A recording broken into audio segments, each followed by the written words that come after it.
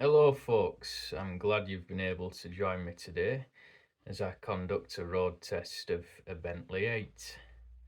Now, after reviewing the footage, I did notice an unpleasant noise emanating from the engine bay as I filmed the engine running.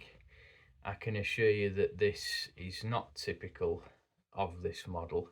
Rather, it's some interference picked up by the seemingly selective microphone on this Google Pixel phone, which I am using to film. By and large, it is a very quiet car and the engine runs smoothly. So I don't know what that noise was, but I can assure you it was not a fault or anything along those lines. Otherwise, I believe this is a good example of the mark and a good example of the sort of products being produced by the factory at the time. Let's go and have a look. I'm in the car now and I'm not quite sure how to switch on the interior lights manually, so I'll open the door and it is very well lit. There must be a dozen interior lights in here, and I think these are map reading lights as well. I'm just not sure how you switch them on. I'll have a look outside anyway. Oh, that one's come on because it's a focused beam, you see, and it focuses over the traditionally styled ignition key switch. So see if I can start it up. They do have a battery isolator switch. We've got some stop light things, warning lights blinking away there. It's in park, yeah. Handbrake's on. It's one of the foot operated handbrakes, but I'll put my foot on the brake anyway, seeing as there's a concrete breeze block wall there I don't want to demolish. It shouldn't start in drive anyway, or a reverse gear.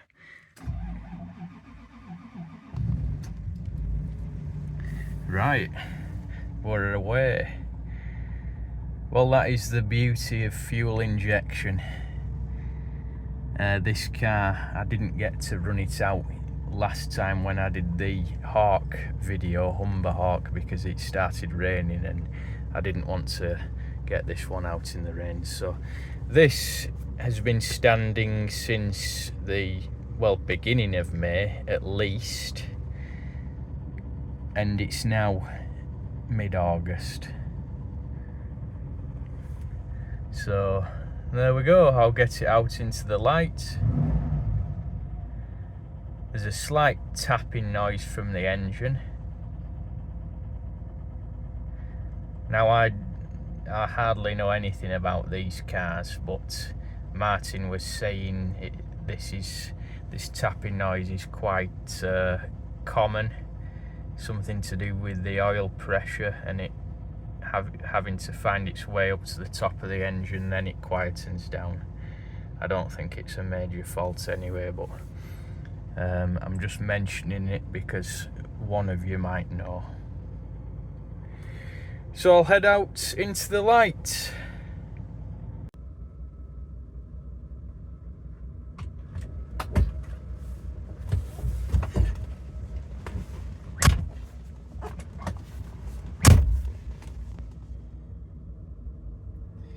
Right, Bentley 8, 1980's. Not sure on the exact year. I think it's mid to late 80s.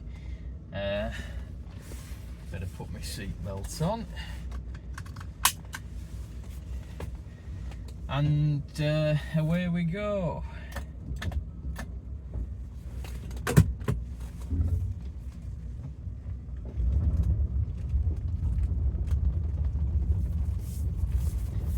And the first thing that strikes you from from the driver's seat is the impressive size of this fine car. It is a big car.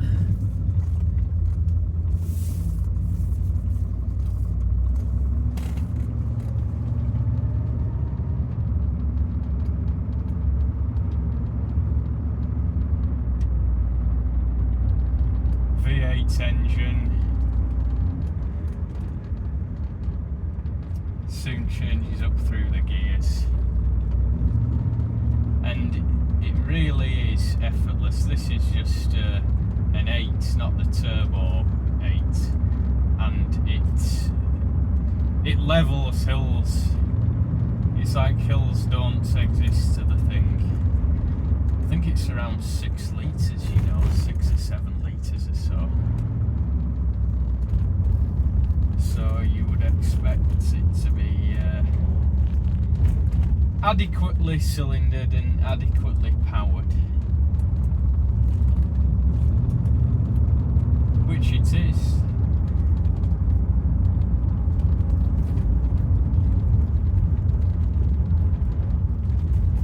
It's a very restful car to drive, I must say, very restful. The seats are comfortable, and in spite of the few drawbacks, you know, personal bees in my bonnet I mentioned regarding finish and odd things with the switches, etc., unmarked switches, all is forgiven once you're behind the wheel and underway. It really is a nice car to waft around in, it really is.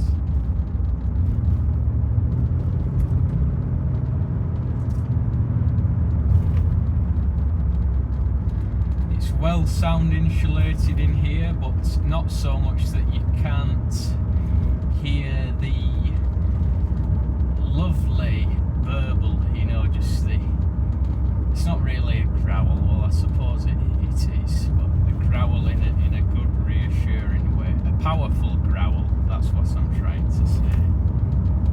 So I'll open it out here.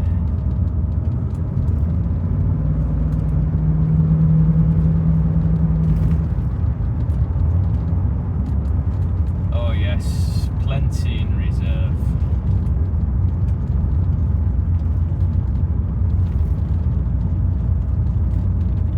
The steering, power assisted of course, is precise and very direct, not at all over assisted.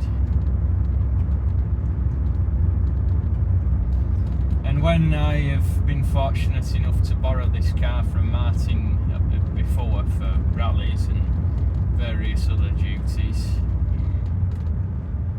I found it draws many admiring glances from members of the public, you know, just folk in the streets are very, very admiring.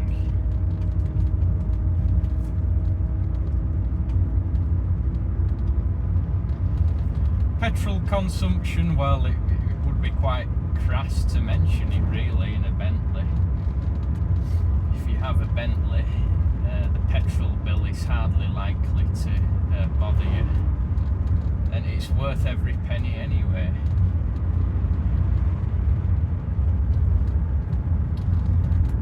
The proletariat can overtake, that's fine. I'm such a snob.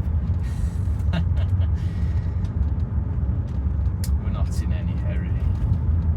As I said, this is a very, very relaxing car to drive. It will push along, you know, it can be driven quite spiritedly when the need arises, but it's not about that today. Just a touch of the brakes there, and the car is slowed down very well. I'm guessing it's around 2 tons plus in weight. But yeah, fuel consumption, it's a very, very large tank. It does have a very good range.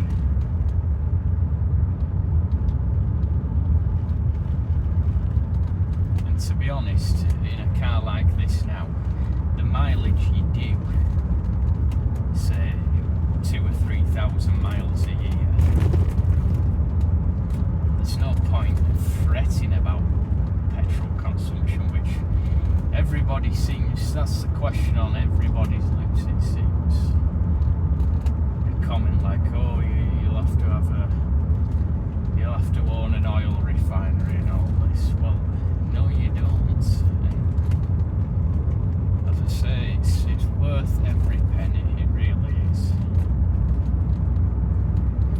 I'm enjoying driving it. I could happily live with this. Of course, not as my only car, but for special stately occasions and nice jaunts out. It's just one of those timeless cars, as the vast majority of models from Bentley and Rolls-Royce are. Caught a bump there, quite unawares, which sent quite a jolt through the car. But yeah, it's just a pleasant car to drive, and it requires a minimum of driver input, which suits me down to the ground.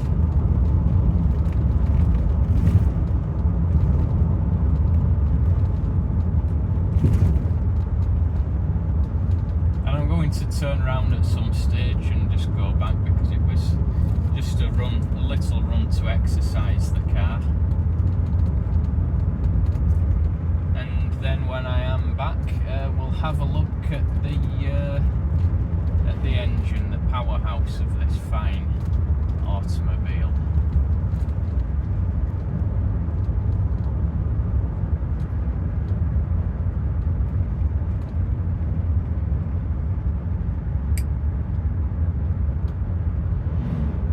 It's very quiet car.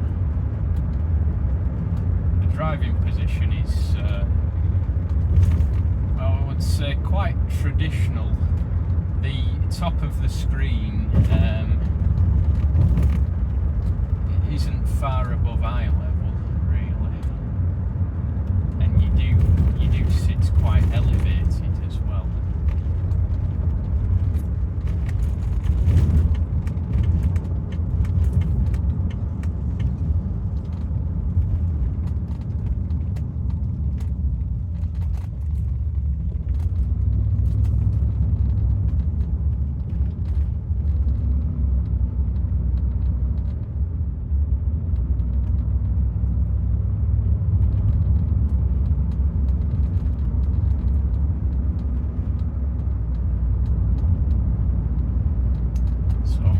Pull in and then head back.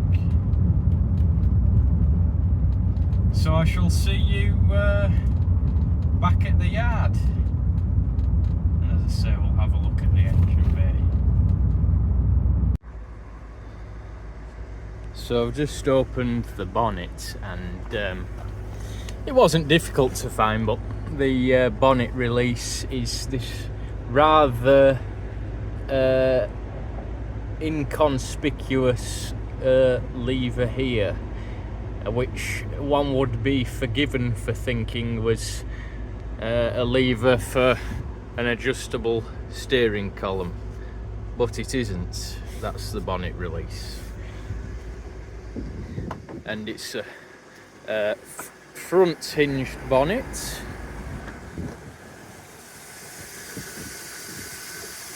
And here we are.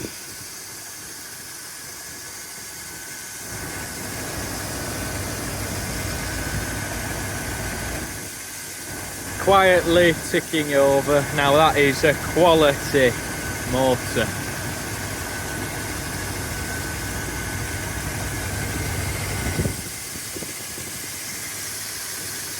And very hot, very warm as well. There's a lot of heat being generated by those cylinders.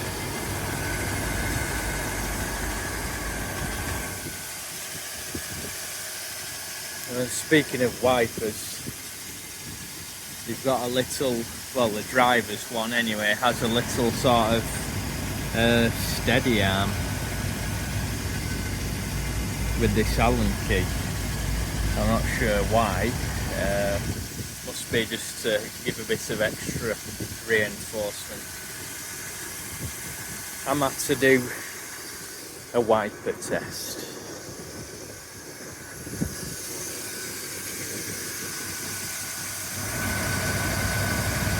Martin told me these engines just run on ordinary pump petrol, they don't need the super.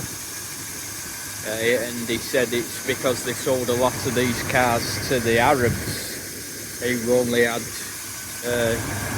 shit petrol or something, so you can fill them up with just 95 octane fuel and it'll save you a bob or two.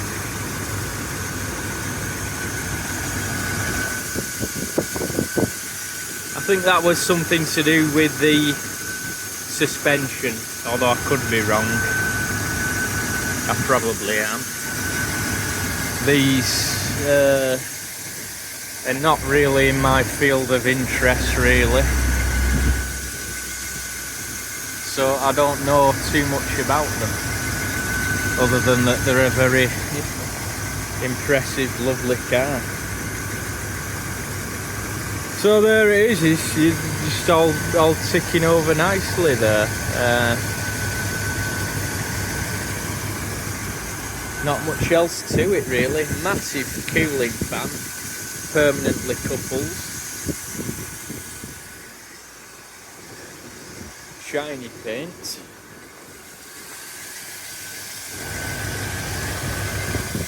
That'll be the throttle linkage there. But I'm not. Let's see if I can.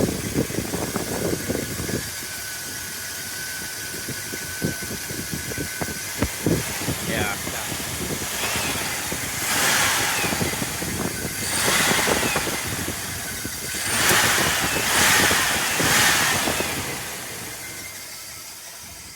Power.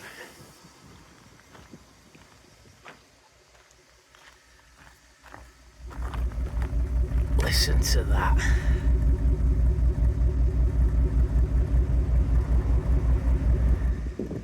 Not a bad soundtrack, eh? Not bad at all. Unfortunately, the wind has got up a bit as well since I started. So speaking of wind, that tyre could do with a bit of air, so I'll see to that. But I'm just gonna show you around the car, give you a look around it. Very, very nice, timeless lines and style. Bentley grille, of course.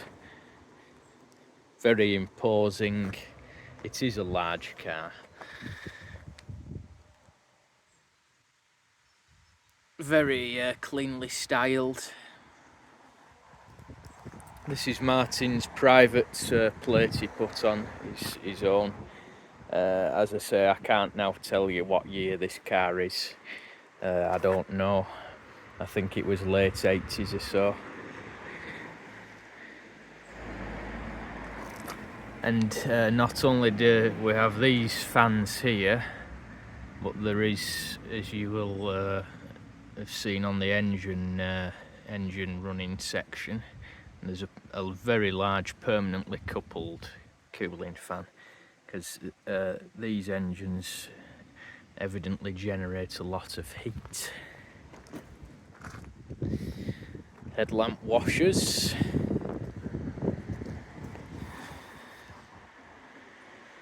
Thin band white wall tyres, which do suit the car. It does wear the white walls very, very well, and you cannot skimp on rubber on these cars. You've got to have the right tyres on them. They do not like cheap rubber.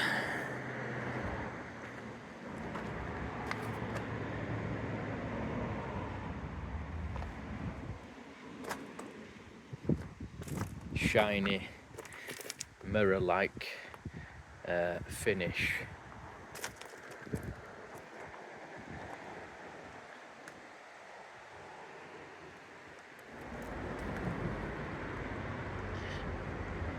As with most Bentleys and Rolls Royces, the factory standard ones at any rate, not the coach built ones necessarily, there is no ostentation at all. They are just very clean cuts.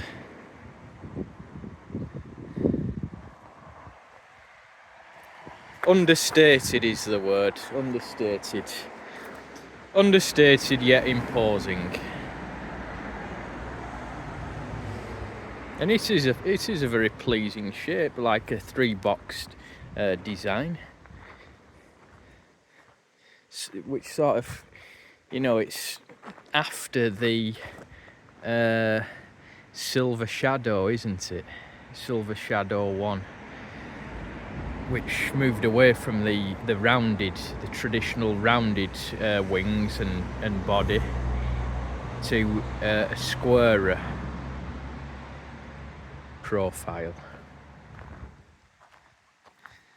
Being a hand-built car, it has the you know, hand-built touches there. Yeah, that's genuine crew finish. And speaking to some other owners, theirs are just the same. But yeah, that's true craftsmanship right there.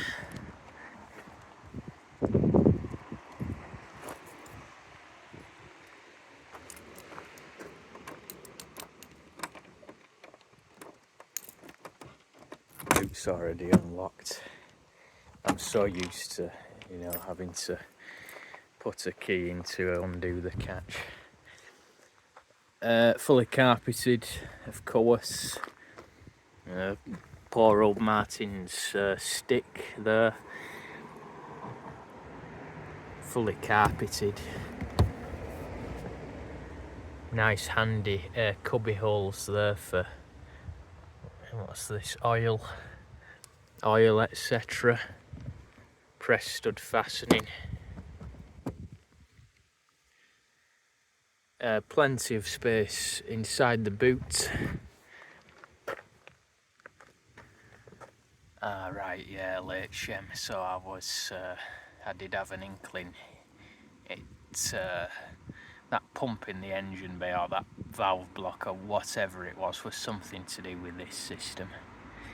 I don't know too much about it. Well, I hardly know anything about it, to be honest. But I believe it was something derived from Citroen. You can let me know in the comments.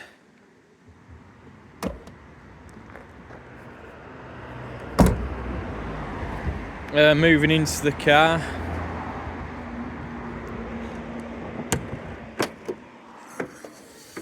As you can see, very luxurious, and there is plenty of legroom. And I can shut out the noisy world. Doors actually do require a good pull shut. Headroom, there's not a great deal of headroom really. I mean, I'm just sat like, well, I'm in a relaxed posture here, and my hair is touching the roof. You could not wear a hat in this car, and I would have to sort of lounge a bit, not slouch, lounge. But yeah, certainly for legroom, it's superb. No complaints on that front, even behind the driver's seat, which is always the seat that is set the farthest back usually. But yes, plenty of legroom. Lovely carpets, twin ashtrays, cigar lighters. It's a 4-seater really. even though there is what I think is a lap belt. Yeah, it's definitely a four-seater, and centre armrest, of course, as well as very well padded door armrests. And perhaps this is the switch for, yes it is, reading light. We've got arm slings there, not really grab handles I don't think, more like arm slings, and a coat hook. So that's so much for the rear. It would be nice to be driven around in one.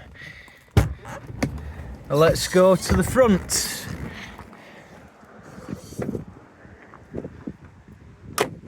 As I say, you do have to give them a fair old shove shut. And upon entry, I've got a very, very wide opening door for easy access and egress. Red warning light there. I don't know if they have a puddle light or not. No, they don't. Oh, they do, sorry, they do. It's up there. Again, carpeted. Nice dashboard.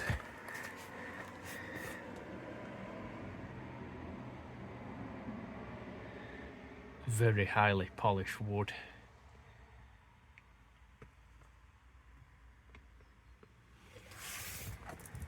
And the sort of enclosed running board there.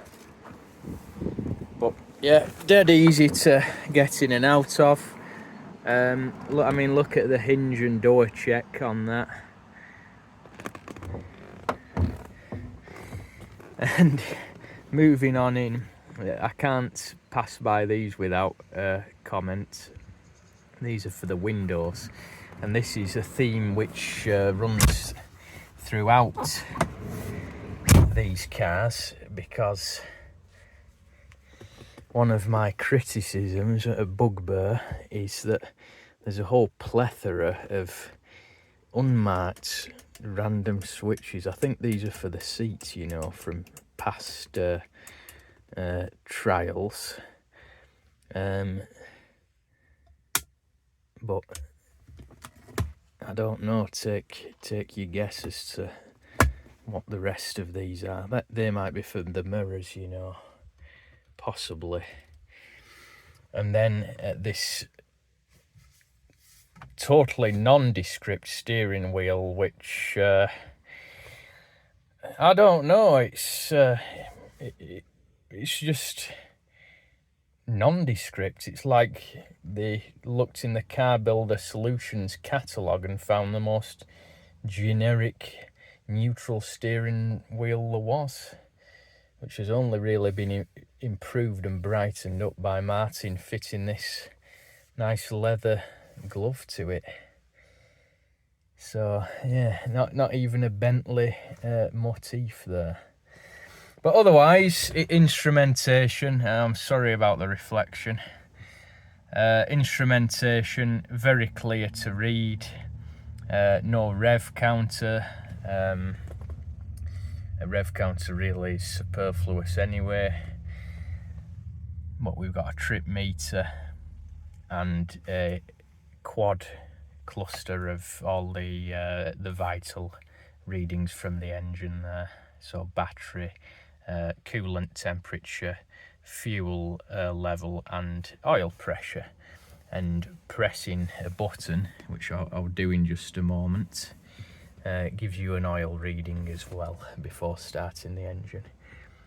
VDO quartz clock, outside air thermometer, comes on with the ignition. Glove box with a lock. I'll just get the key. It may be the same key as the ignition, you know, it may be, but it is actually, which sort of Is it? No.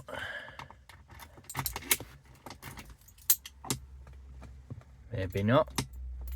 Or maybe no, it's just me. So yeah, there we are, glove box. Quite surprised actually it uses the same key as the ignition. Or if this is a replacement key and some of the lock barrels have been changed, I don't know. But the idea was generally the boot and the glove box had a separate key for valet parking. Traditional switch assembly here, which has been a feature of Rolls Royces since the 1930s or 40s. This sort of combined panel here, and switch it on, and both red warning lights for charge, battery and oil pressure. So if I press this oil level button here, we get a reading which shows there is a healthy sump full of oil and just under half a tank of fuel. Don't know what the refuel button does. We've got a dimmer for the panel lights and a nice panel of warning lights all groups there. Air conditioning. So I will now start the car. Starts in neutral. Handbrake, warning light there. It's the foot type with hand release, so that's quite neat. Dead easy to use, very effective handbrake as well. And I'm dying to find out what these do again. Yeah, it is the seat, look. So they are, how nice is that? All power seats, and that is presumably the mirror. Yeah, it is, look. And there we go. As I remembered correctly. Hazard warning lights.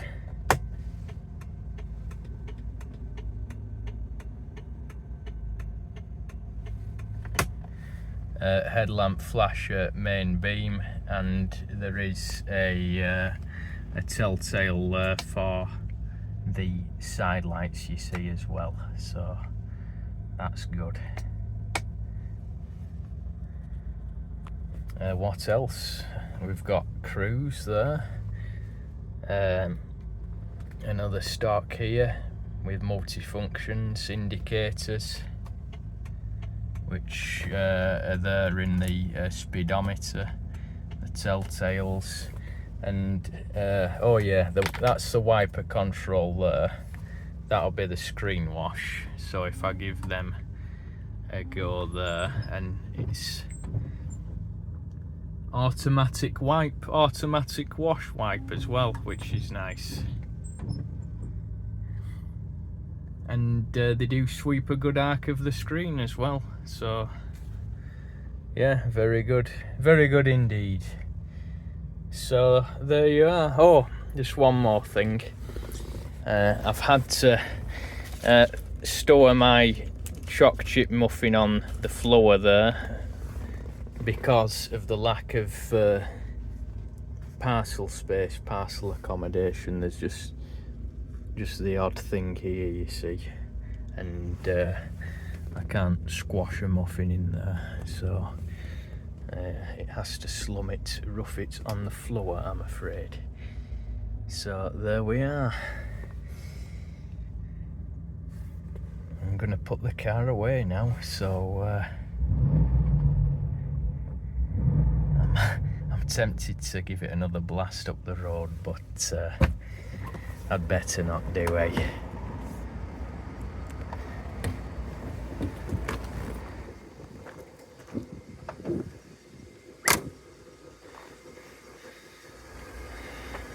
Good old Bentley, good old bonnet Bentley. Well, I hope you enjoyed this little tour and test ride of the Bentley 8. I know I certainly did. A very nice car to drive and waft around in. So I hope to see you, or you to see me in another video, I should say, where I'm back to repairing, working on, etc. my own cars. And hope this has piqued your interest to have a look at the rest of the channel. Thanks for watching.